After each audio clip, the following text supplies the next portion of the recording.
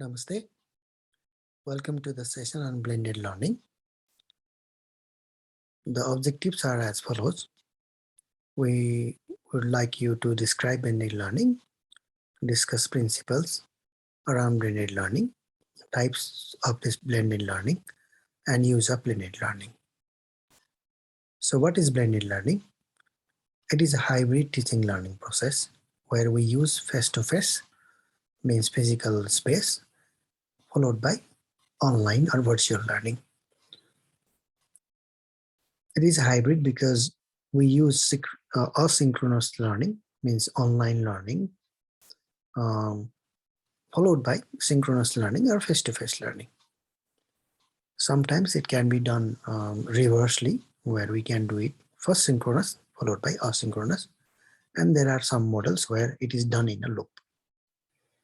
So this is an example where Google Classroom is used to do the blended learning. Here what I do with my students is that I first take face-to-face class and then post the slides and videos and reference materials in the Google Classroom. Then my students will do the reading followed by assignments based on the readings in the Google Classroom. And I provide feedback and also the grading in the Google Classroom itself. So this is one of the examples that was recently done, completed with the MPSC students, where they were given their internal marks from the Google Classroom, and they came to collect the result next day physically in the college. There are different types of blended learning. So the most commonly used blended learning method is the station rotation, where students are posted in different stations. Stations means classroom, the computer lab, or any type of teaching learning environment where they can be posted. Lab rotation is the one where the face-to-face class is followed by the online learning in the college itself or at the home. The enriched virtual or the remote learning is the one where students have minimum contact with the college. So all the things are done online. Flex is another very popular method where students do a lot of learning in the web, in the online forum, but they also come to the college and have a discussion with the teacher. The most widely used or most popular method is the flipped classroom. This is the method where we actually flip the role of the student and the teacher.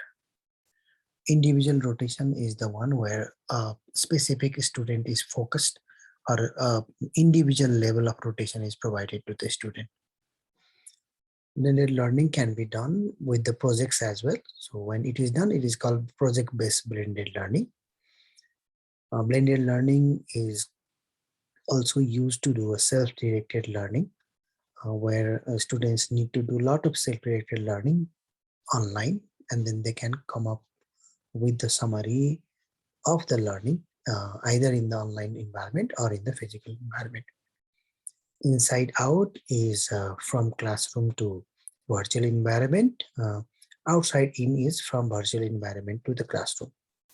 Supplemental is the blended learning targeted for students with a special need, where they are given special assignment in online environment so that they can learn on their own, and then they can prove that they are worth of promoting to the next level. Blended learning has also been used to assess or teach or assess the mastery learning. So this is the link of the website where these things are explained. The principles of blended learning is very useful. So let's see the principles using the flipped classroom learning. Here the asynchronous session is first planned by the teacher, and all the materials are posted. Then the diagnosis is done. The learner's diagnosis is done. Then the synchronous session is done with the students. Face-to-face session is done. Here what teacher will do is he will divide the students into small groups and then elicit the summary of the groups in the last groups. Then he or she will provide the feedback and wrap up the session. A classical flipped classroom is to prepare a short video and post that in online uh, with the slides so that learners can read them, watch them on their own before the classroom uh, with their own time and the pace. So his teacher also prepare a readiness test so that he or she knows where the students are and prepare the face-to-face session accordingly. So in the face-to-face session, the objectives are shown and then followed by 10 to 20 key topics that need to be covered in the classroom, and students ask each student to present one of the key topic randomly. He actually chooses the student randomly to present the topic. Then the students are divided into small groups and they were asked to work on a must know areas, the very important topics. Then the students are also asked to work as a note taker, timekeeper, reporter, and discussion leader, and report back to the plenary. And once they are in the plenary, then they report back, and the peers ask the questions and clarification. Then the teacher acts as a facilitator, and he actually facilitates the session. And at the end of the day, at the end of the session, he provides the summary. So kindly think how the flipped classroom is related with the learning theories that you have just learned in the morning. And if you remember, Zoom was very tiring experience for all of us. So just think how that passive learning experience that we had with the Zoom can be turned into a very active learning experience with the blended learning. Another variant of the flipped classroom is team-based learning. This is an assessment-driven flipped classroom where students actually engage as a individual and the member of the team. Teacher engage as a content creator and the content expert and the facilitator, of course.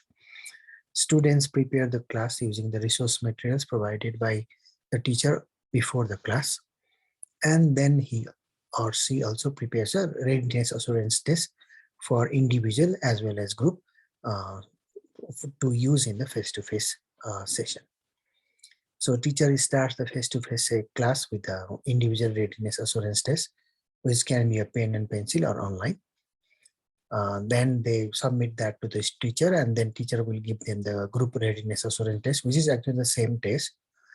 Teacher then scores the individual readiness assurance test when GRAT is being done by the students.